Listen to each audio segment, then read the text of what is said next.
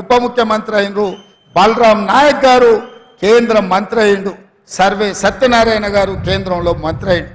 ఇవాళ ఉన్న బలంగా ఎస్సీ ఎస్టీ రిజర్వేషన్లు రద్దు చేస్తే వీళ్ళందరూ ఎక్కడికి పోవాలి, చదువుకుంటున్న పిల్లలు ఏం చేయాలని నేను అడుగుతున్నా.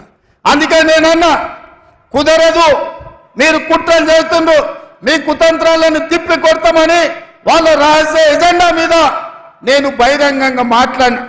భారతీయ జనతా పార్టీని ప్రశ్నిస్తే ఈ దేశ ప్రధానమంత్రి నరేంద్ర మోడీ, ఈ దేశ హోంశాఖ మంత్రి అమిత్ షా నా మీద పగబట్టి ఢిల్లీలో కేసు పెట్టిండ్రు. ఎవరయ్యా ఫిర్యాదుదారంటే కేంద్ర హోంశాఖను స్వయంగా పోయి రేవంత్ రెడ్డి బీసీలను ఎస్సీలను ఎస్టీలను జాగృతం చేస్తుండు, వాళ్ళ రిజర్వేషన్ల రద్దు మీద ఊరూరు తిరిగి ప్రచారం చేస్తుండు. ఆయనను అర్జెంటుగా అరెస్టు చేయాలని ఢిల్లీలో కేసు పెట్టిరు. నేను అడుగుతున్న మిత్రులు, ఒకవేళ నేను మాట్లాడింది తప్పైతే ఈడ బీజేపీ నాయకులు లేరా? ఈడ మీ ఎంపీ ధర్మపురి అరవిందే బీజేపీ కదా, పక్కన బండి సంజయ్ బీజేపీ కదా, ఆ పక్కన కిషన్ రెడ్డి గారు కేంద్ర మంత్రి కదా. తెలంగాణలో ఎందుకో కేసు పెట్టలేదు, ఎందుకో ఫిర్యాదు చేయలేదంటే ఈడీ ఇన్కమ్ ట్యాక్స్ సిబిఐ కాదు, ఈ రోజు ఢిల్లీ పోలీసులను కూడా ఉపయోగించి మనల్ని భయపెట్టాలని చూస్తున్నారు.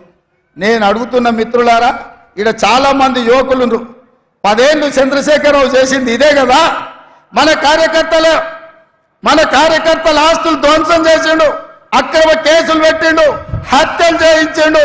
అయినా కార్యకర్తలు ఎవరు చంద్రశేఖరరావుకు లొంగలేదు, తిరగబడి చంద్రశేఖరరావును బొందబెట్టిరు. మొన్న జరిగిన డిసెంబర్ ఎన్నికల్లో కేసులకు భయపడతామా సోదరులారా?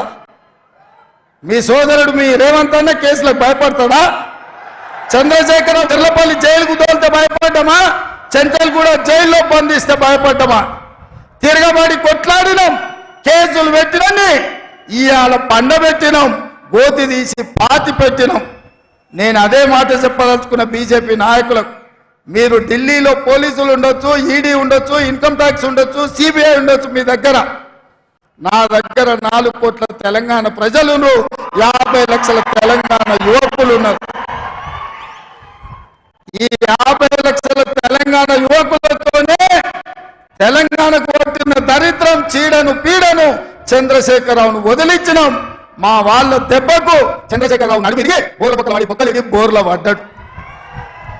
మరి ఇవాళ గుజరాత్ నుంచి వాళ్ళిద్దరు కూడా బయలుదేరి నిన్నటికి నిన్న మోడీ గారు వచ్చారు. ఆయన ఈ దేశ ప్రధానమంత్రి, ఆయనను గౌరవించాల్సిన బాధ్యత మన మీద ఉన్నది.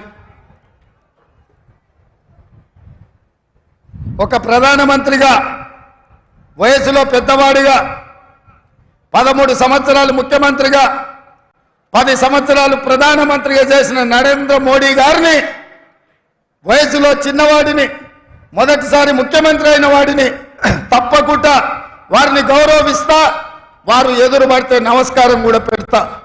కానీ నరేంద్ర మోడీ గారు ఈ దేశ ప్రధానమంత్రిగా కాకుండా గుజరాత్ వాడిగా తెలంగాణకు వచ్చి